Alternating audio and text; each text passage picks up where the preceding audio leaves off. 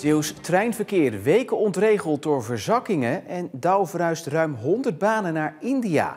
Maar er gebeurde meer deze week. Een overzicht. Na jaren van inkrimpen en de eindjes aan elkaar knopen kunnen bibliotheken denken aan uitbreiden. Om onder meer de laaggeletterdheid tegen te gaan wil het kabinet dat bibliotheken meer dan ooit aantrekkelijke verzamelplaatsen worden. Om dat voor elkaar te krijgen moeten gemeentes vanaf 2025 een goede bibliotheek hebben of ervoor zorgen dat die er komt. De eerste resultaten zijn al zichtbaar op bijvoorbeeld Schouwen-Duiveland en Tholen. Als ik vandaag toespits hier op Tholen, gemiddeld is de laaggeletterdheid in Nederland ongeveer 12%. Hier scoren we 15%, dus het is eigenlijk nog wat meer opdrachten die we hier hebben om de laaggeletterdheid te bestrijden. En we zien ook dat de toegang tot de bibliotheken, dus een uitgestrekte gemeente, ja, dat vanaf sommige woonplaatsen, kernen best wel ver rijden of lopen is.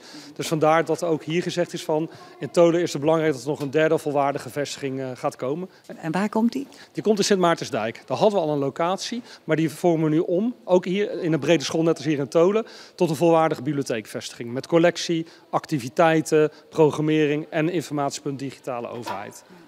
Behalve een nieuwe vestiging in Sint Maartensdijk is het geld ook bedoeld om de bestaande bibliotheken naar een hoger niveau te tillen. Maar we zorgen ook van het geld dat we hebben gekregen, dat we ook professionele krachten overal kwijt kunnen om de vrijwilligers te helpen om het bibliotheekwerk goed neer te zetten. En dat we ook inderdaad goede programmering en activiteiten ontwikkelen om die laaggeletterdheid verder te bestrijden. Ja. Dus dat gaan we met dat geld dit jaar en volgend jaar doen. Want een bibliotheek is vandaag de dag veel meer dan een plek waar je boeken kunt lenen. Vroeger was het natuurlijk echt een plek waar je stil moest zijn en waar mensen vooral langs komen om boeken uit te zoeken. Zijn we nu echt veel meer een ontmoetingsplek. Dus mensen, ja, zo willen we ook gezien worden en zo willen we ook dat mensen hier zich vooral heel welkom voelen. Dat vind ik zelf altijd heel belangrijk. Dat mensen zich hier op hun gemak voelen, dat ze hier even lekker mogen zitten. We bieden een kopje koffie of thee aan. Ze kunnen een krantje lezen, tijdschriften, er staan spelletjes. En er worden heel veel activiteiten georganiseerd. Dus we zijn inderdaad van veel meer tegenwoordig dan alleen maar die boekenkast. En dan is de plek en de zichtbaarheid van een bibliotheek heel belangrijk. We zitten hier natuurlijk in een heel mooi gebouw met een heleboel fijne partners. Ja, want dit is een brede school, dus hier zit van alles. Wat zit hier allemaal? Nou, er zitten vier basisscholen in ieder geval. Er zit kinderopvang, naschoolse opvang, er zit een kinderfysiotherapeut en de GGD. Dus dat zijn natuurlijk hele mooie partners om mee in een gebouw te zitten. Maakt dat een bibliotheek ook meteen levendiger? Ja, dat sowieso. Klopt. Ja, want je ziet gewoon ouders bijvoorbeeld die 's morgens de kinderen naar de opvang brengen. Die komen met andere kind nog heel eventjes hier lekker zitten om een boekje voor te lezen. Opa's en oma's komen andere kinderen van school halen en die komen ook nog gelijk even langs. Of kinderen die wachten op hun ouders, die komen hier even een spelletje bijvoorbeeld doen. Ja, het is altijd een levendige plek. Voor mij is het gewoon een belangrijke voorziening in eigenlijk elke gemeente. En daarnaast natuurlijk ook gewoon een leven lang leren. En dat is de bibliotheek. We zijn onafhankelijk, een publieke voorziening die je niet veel meer ziet in Nederland. En ik denk iets waar we trots op moeten zijn, maar ook moeten behouden en misschien nog wat moeten uitbreiden. De afgelopen jaren zijn er in Zeeland nauwelijks nieuwe standplaatsen voor woonwagens bijgekomen. Ondanks nieuwe richtlijnen van de Rijksoverheid. Gemeenten zijn er wel mee bezig, maar echt vlotjes verloopt het allemaal niet. 10 Zeeuwse gemeenten hebben woonwagenkampen. In heel Zeeland zijn er 29 kampen met in totaal 237 standplaatsen. Op dit moment zijn er concrete plannen om het aantal standplaatsen uit te breiden in Sluiskil, Schoondijken, Vlissingen en Tholen. In totaal gaat het om 17 extra plekken. Achter al die plannen en cijfertjes gaan natuurlijk mensen schuil. Ik ben hier op het kamp op Tholen en benieuwd hoe ze er hierover denken. Dolf, jij woont nog steeds bij je moeder. Ja. Waarom? Ja, nou ja, goed, er waren geen plekken vrij. Dus dan kan je helaas nergens anders naartoe. En je hebt nu de keuze gemaakt om een huis te kopen. Ja, klopt, ja. Kijk, ik ben nu 27 en dat ik moet wachten tot de plekken komen, ja, dan zit ik hier voorlopig nog wel even. En dat is ook de bedoeling niet. Koosje, de moeder van Dolf, kan zich maar weinig voorstellen bij het wonen in een huis. Ik woon al 57 jaar in een woonwagen met familie, eigenlijk rondje 1. Open cultuur, dat je gewoon lekker bij elkaar binnen kan komen. Ik merk het bij mijn broer ook, ik let op mijn broer. Maar andersom, mijn broer let op mij. Wij letten op onze zus let op ons. En dat hoor je heel vaak in een huis niet. Al vindt Koosje het jammer dat haar zoon in een huis gaat wonen, ze ziet op dit moment geen andere mogelijkheid. Ik heb mijn broer bij me inwonen, mijn zoon, mijn dochter, een neef, die wil ook nog een standplaats hebben. Mijn zus die heeft ook een dochter, een volwassen dochter, die wil ook een standplaats. Dus ja, het zijn er te weinig. Dolf koestert mooie herinneringen aan zijn jeugd op het kamp en heeft dan ook dubbele gevoelens bij zijn verhuizing. We waren met 12 kleinkinderen, waarvan 6, 7 hier woonden. Ja, je speelde altijd buiten en dergelijke. En was mijn moeder niet, dan ging ik naar mijn tante toe of ging naar mijn oma toe. Ja, dat is natuurlijk prachtig. En zou je dat ook graag willen doorgeven, die cultuur, aan je kinderen als je die eventueel krijgt? Dat zou ik wel heel graag willen. Dat is natuurlijk wel iets heel moois. Iets waar je, denk ik, niet per se zelf zo snel in een woonwijk vindt. Allerliefst had ik op het kamp willen wonen. Ja goed, het is toch wel mooi dat je ook met je familie kan staan, dat je een beetje voor elkaar kan zorgen en dergelijke. Dat had het ideale plaatje geweest, maar goed, dat is nu even het geval niet. Dat er heel veel regen is gevallen de afgelopen tijd, dat heeft iedereen natuurlijk ook wel gemerkt. Maar de buien hebben inmiddels ook het Zeeuwse spoor helemaal ontregeld.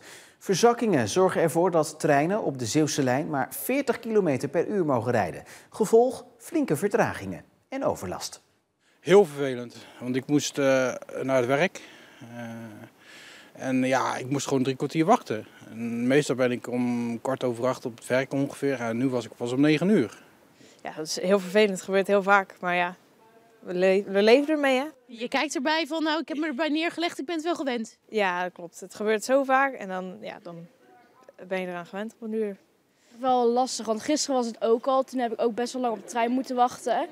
En ja, het is best wel vervelend. Dus dat is wel lastig met de tijden ook van school. Want ik kom net zeg maar uit school. Dus ik heb ook eerder moeten vertrekken om de trein te kunnen halen. Want anders dan moet ik hier 3 kwartier staan te wachten. Ongelooflijk. Het spoor verzakt. Hè? Hoe krijgen ze het voor elkaar? Dan gaat die trein langzaam rijden omdat het spoor verzakt is. Maar hoe gaan ze dat weer oplossen, joh? Hè? We hebben wel eens een tunnel verzakt gehad. Weet je dat nog, die tunnel? En nou het spoor verzakt. Nou ja, ik vind het erg knap. De problemen kwamen aan het licht doordat machinisten melding maakten van de verzakkingen. Het kwam in een stroomversnelling toen er ineens veel meldingen werden gedaan vanuit de omgeving Goes en Sierarenskerken. En toen werd besloten maatregelen te nemen. Minder treinen en een snelheidsbeperking van 40 km per uur. In Zeeland kennen wij een ondergrond van klei. En klei zorgt voor slechte afwatering. En op het moment dat dus inderdaad heel veel regen is, krijg je dus inderdaad dat die afwatering ook niet goed is. Dus uiteindelijk is het gewoon een baanvak waar die gevoelig hiervoor is en die kwetsbaar is. Dus we sluiten niet uit dat er nog een keer andere werkzaamheden nodig zijn op andere vakken op de Zeeuwse lijn. In eerste instantie dacht ProRail een nacht nodig te hebben om de verzakkingen te verhelpen, maar dat werd later bijgesteld naar 3 tot 4 weken. De provincie vindt het te lang duren en dringt erop aan dat het sneller verholpen is en dat de overlast voor de reizigers in de tussentijd zoveel mogelijk wordt beperkt. De bedoeling is dat minstens 90% van de kinderen gevaccineerd wordt volgens het Rijksvaccinatieprogramma. Maar in Zeeland is er geen enkele gemeente die dat haalt. Sinds een aantal jaar zijn zij daarvoor wel verantwoordelijk, maar actie wordt er niet echt ondernomen. Je kinderen inenten. Jarenlang hoorde het erbij. Bijna iedereen deed het. Maar dat is nu inmiddels wel anders. De afgelopen jaren is de vaccinatiegraad fors gedaald. In Reimerswaal is die het laagst, 62%. En dat is bijna 30% lager dan de doelstelling van het RIVM. SGP-wethouder Ad Nieuwse heeft het er maar moeilijk mee om dichter bij die doelstelling te komen. Die doelstelling van de Rijksoverheid die kennen we en als gemeente Reimerswaal staan we daar helemaal achter en we proberen het ook uit te voeren. Aan de ene kant merk ik dat een stukje zorg er is. Er zijn ook wel eens vragen in de gemeenteraad gesteld. Aan de andere kant, het is niet nieuw in Reimerswaal. Dan merk ik ook een stukje nuchterheid en het is hier nooit anders geweest en we hebben er ook mee leren leven. In Middelburg daalde de vaccinatiegraad in 1 jaar tijd van 90 naar 73%. Toch schiet de wethouder daar niet meteen in actie. Ze wil eerst kijken of deze daling volgend jaar doorzet. Wij zitten redelijk stabiel steeds rond de 90%, dus daarom niet gelijk dat alle alarmbellen afgaan. Het is natuurlijk wel reden om alert te zijn en te blijven monitoren. Waar zit dat dan? Dus u zegt, als het nodig is, schiet de gemeente in actie? Ja, wij kunnen mensen niet dwingen. Wij kunnen het wel zo aantrekkelijk mogelijk maken. Nou ja, dat zullen we dan doen indien nodig. Die afwachtende houding zie je overal in de provincie. Niet één Zeeuwse gemeente heeft tot nu toe een plan van aanpak opgesteld om de eigen vaccinatiegraad te vergroten. Onverstandig, dat vindt immunoloog Ger Rijkers de keuze van de Zeeuwse gemeente om niet aan de slag te gaan met de lage vaccinatiegraad. Het afgelopen jaar is de vaccinatiegraad, die hier toch al laag was, fors gedaald. En volgens Rijkers is dat niet zonder risico, omdat de ziekten die de vaccinaties tegengaan, zoals de mazelen, levensgevaarlijk kunnen zijn. Er zijn veel mensen die zeggen mazelen is niet zo gevaarlijk. Dus mazelen overleef je wel. Maar op de hele wereld, nog 20 jaar geleden, stierven er ieder jaar bijna 1 miljoen kinderen aan de mazelen, omdat ze niet gevaccineerd waren. Dus het is niet onschuldig. Dus je neemt een enorm risico door je kind niet te laten vaccineren. De GGD Zeeland, de dienst die het gemeentelijke beleid moet uitvoeren, reageerde eerder in een schriftelijke reactie nog vrij koeltjes. Maar nu zegt de dienst zich ook grote zorgen te maken over de dalende vaccinatiegraad. Hoe meer mensen dus inderdaad niet gevaccineerd zijn, hoe meer kans op uitbraken, hoe meer mensen ziek zullen worden en ook hoe meer mensen een ernstige verloop van een ziekte krijgen.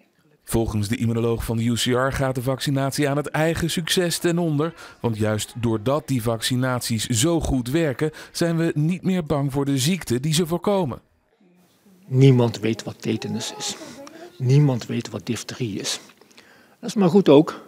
En zolang iedereen zich maar laat vaccineren, dan hoef je dat ook nooit te weten, want dan komt het ook nooit voor. Het is denk ik wel dat je goed moet realiseren dat je profiteert van het feit dat de meeste mensen gelukkig nog wel hun kinderen laten vaccineren. Want als iedereen een dergelijke nonchalante houding zou hebben, dan hadden we echt een levensgrote mazelenuitbraak in Nederland met veel meer doden.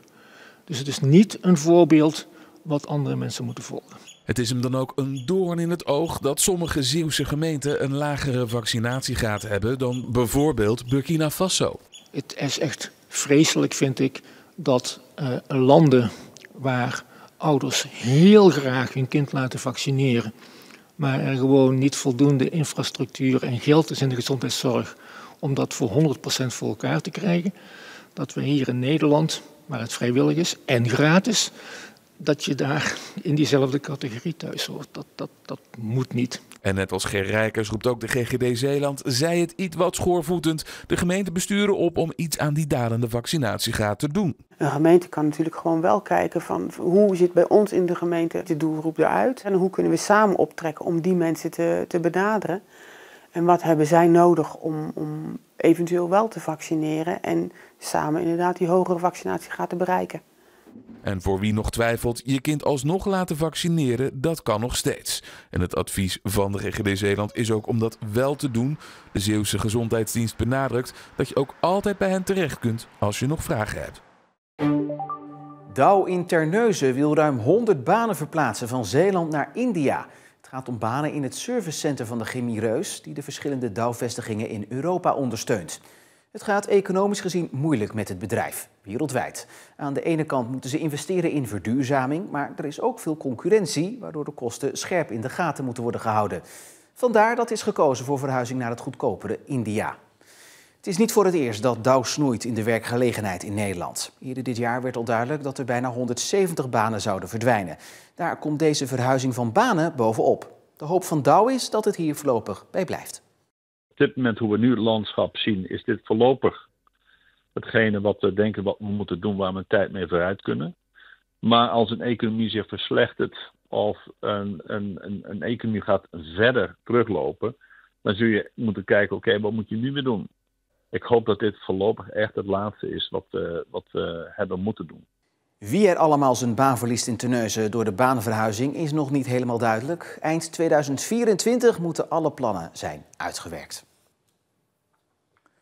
Om rechtszaken in de toekomst te voorkomen gaat de provincie nu samen met de gemeente Noord-Beveland alle bezwaren tegen de uitbreiding van het Roompot Beach Resort in Kamperland onderzoeken. De discussie rondom de uitbreiding van het park werd vrijdag in Provinciale Staten onder een vergrootglas gelegd. Daar waar het ooit begon voor Roompot, een eenvoudige camping bij Kamperland, woedt nu een strijd om de zoveelste uitbreiding van wat inmiddels het Roompot Beach Resort Kamperland heet. Het bedrijf wil 29 hectare extra bij het resort betrekken om een kwaliteitsslag te maken. Maar voor een aantal bewoners is het genoeg geweest. Zij haalden ruim 5000 handtekeningen op tegen de plannen en dat zorgt voor vertraging voor het vergunningtraject. Ondertussen roeren op provinciaal niveau ook de politieke partijen zich. Statenfracties van PvdA GroenLinks, BBB, JA21, D66 en de Partij voor Zeeland hebben tientallen vragen gesteld aan gedeputeerde staten. Wij zijn blij met toerisme als sector. Dat is nodig voor Zeeland, maar je ziet dat het tegen zijn grenzen aan gaat lopen nu. En dat vinden niet alleen wij als PvdA GroenLinks, maar ook heel veel andere partijen. En ook de inwoners van Zeeland zelf. Van ons het allerbelangrijkste punt is toch de wooncrisis. Er gaan hier nu 29 hectare worden gebruikt als het doorgaat voor de bouw van toeristische verblijven. Die eigendom zijn van de investeringsmaatschappij. Terwijl er ontzettend veel behoefte is aan betaalbare woonruimte voor onze eigen inwoners. En dat is eigenlijk wat mij betreft het belangrijkste punt hier. Vandaag kwamen de vragen en antwoorden aan bod tijdens een commissievergadering in de abdij in Middelburg. In de omgevingsverordening wordt er nu in de provincie gepraat over eenheden. Dus je kan wel kleine huisjes vervangen door grote huizen, groepsaccommodaties. Staakcaravans kunnen vervangen worden door huizen. En dit zijn wel zorgen die wij hebben. Het was vervolgens aan gedeputeerde Dick van der Velde om uit te leggen in hoeverre de provincie over deze materie gaat. Wat wij kunnen doen is gewoon onze rol nemen zoals die is. En dat is zorgvuldig omgaan met de omgevingsverordening. Dus gaat de provincie samen met Noord-Beveland en een jurist alle bezwaren die ingediend zijn nakijken. Wat we proberen te voorkomen is dat we aan de achterkant in een juridische procedure terechtkomen en daar het laten uitvechten. Misschien lijkt het van een afstand dat uitbreidingsplannen niet te stoppen zijn. Maar er komen met enige regelmaat komen er initiatieven bij ons voorbij waarover we met de gemeente overleg over hebben. En dan worden de plannen of aangepast of ze gaan aan de prullenbak. Mede-indiener van de vragen, de fractie van de BBB, is nog niet geheel gerust na vandaag. Ik heb nog niet het idee dat de burgers van Noord-Beveland nu gerustgesteld zijn. We moeten wel vertrouwen hebben in dat overheidsorgaan de zorg van de burger goed meeneemt. We zullen het echt af moeten wachten en we hopen dat Noord-Beveland naar zijn inwoners gaat luisteren. Roompot laat in een reactie weten dat zij hun plannen in een aantal bedden zullen gaan uitdrukken. Waardoor het volgens hen duidelijk wordt dat het in ieder geval niet drukker gaat worden. De extra hectares zijn nodig om meer natuur te realiseren. En daarmee zijn we aan het einde van deze Zeeland de Week. Nog een hele fijne avond en graag tot morgen.